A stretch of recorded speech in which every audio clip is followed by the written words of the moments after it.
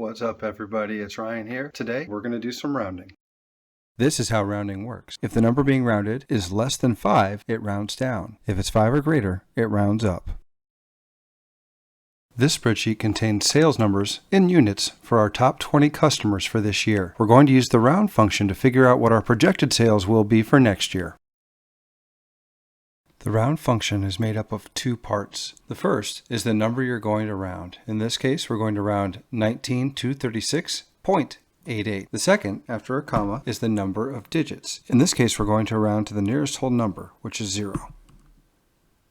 Close the parentheses, hit enter, and that is your rounded number.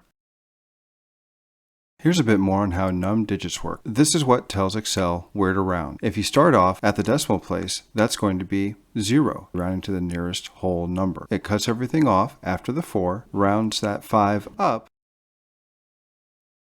You can also round to a smaller number. You might want to do this if you're going to use something like a currency format. In this case, you're going to tell Excel to cut everything off after the 7 and round that 4 down, leaving you with 0.17. If you want the nearest 100,000, you're going to use a negative number. It's -5, cuts off everything after the 1.4, rounds the 7 up, leaving you with 1.5 million. All right, everybody, that's it for rounding. Thank you for watching, and we'll see you next time.